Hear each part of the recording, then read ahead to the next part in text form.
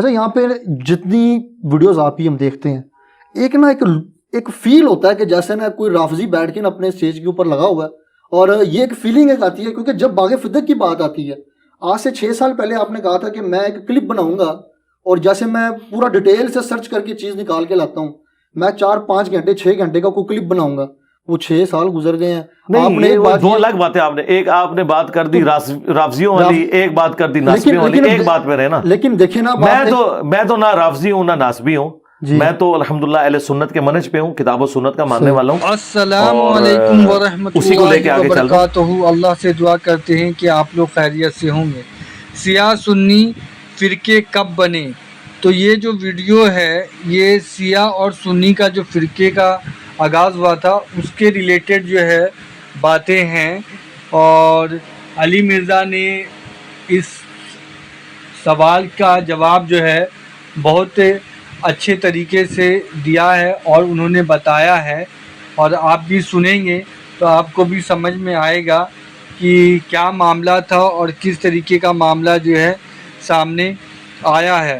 اور سیاہ سنی کا جو ہمیشہ کا یہ رہ گیا ہے کہ فرقہ بازی, تو اللہ سے یہی دعا کرتے ہیں کہ اللہ ہم سب کو اللہ اور اللہ کے رسول کے بتائے ہوئے راستے پر چلنے کی توفیق عطا فرمائے, برے کاموں سے بچائے اور صحیح کا بول بالا ہو اور صحیح راستے پر ہم لوگ چلیں جو صحیح ہے, اور ایک سچا مسلمان بن کے رہیں. آمین ثم آمین. اب یہ رہ گیا کہ میں کوئی رافضیوں والی بات کرتا ہوں. رافضیوں والی بات اس دن ہوگی جب میں کوئی ایسی بات کروں جو قرآن بخاری مسلم میں نہ لکھی ہو, اور اگر قرآن بخاری مسلم میں لکھی ہوئی ہے تو رافضی تو قرآن بخاری مسلم ہوا, میں کہاں سے ہوا؟ میں تو صرف ایک لے مین کی طرح اس میں سے بیان کرتا ہوں. اچھا باغ فدق کا آپ نے کہا تھا کہ میں 6 6.5 سال پہلے راؤنڈ اباؤٹ آپ نے کہا تھا کہ میں پورا ڈیٹیل کلپ بناؤں گا. ہاں جی, ضرورت ہی نہیں پڑی نا.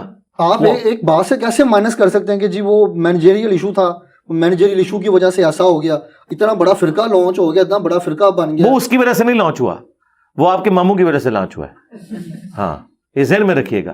یہ جو شیعہ فرقہ ہے یہ بائی پروڈکٹ ہے ناصبیوں کی. جب شیعہ نے علی پہ مظالم ہوئے, بنو امیہ کے دور میں حضرت علی پہ لعنتیں کی گئیں, تو وہ غصہ جمع ہوتے ہوتے ہوتے یہ اینڈ رزلٹ نکلا.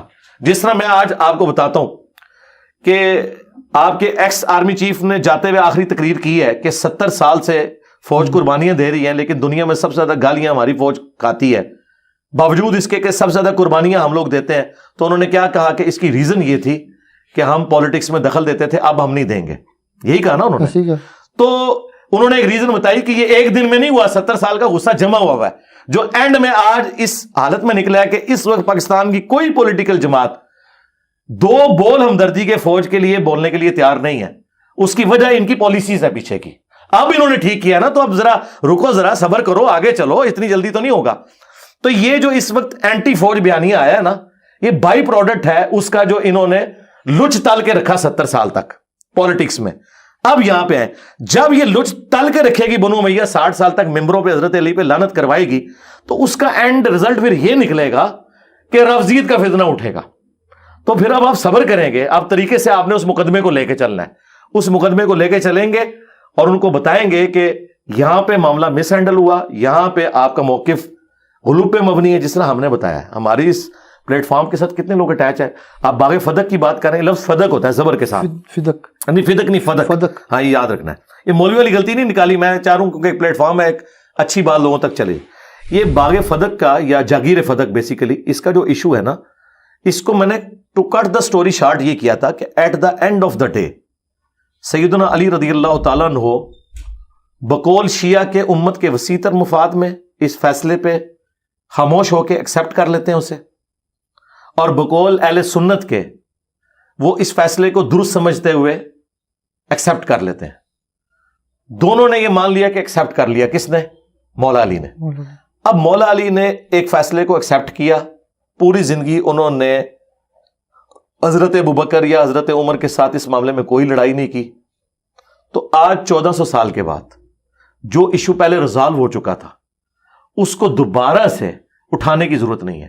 اب اس پہ ہمارے پہ اگر کوئی آرگومنٹ کرتا ہے نا کہ صحابہ کرام کی جو جنگیں ہوئی تھی اس کو کیوں آپ اٹھاتے ہیں, اس لیے کہ وہ ریزالو نہیں ہوئی تھی, کیونکہ حضرت علی نے کہا ہے کہ قیامت کے دن معاویہ اور میرے درمیان فیصلہ ہوگا, میں نے معاویہ کو معاف نہیں کیا, لیکن ابو بکر عمر کے کیس میں حضرت علی نے ان کی خلافت کو ایکسیپٹنس دی ہے. جس سے مولا علی کی دوستی ہے یعنی ابو بکر عمر, ہماری قیامت تک اس سے دوستی ہے, چاہے ان کے اینڈ سے کوئی زیادتی بھی ہوئی ہو بقول روافظ کے, یا ان کا فیصلہ 100% درست ہو بقول اہل سنت کے,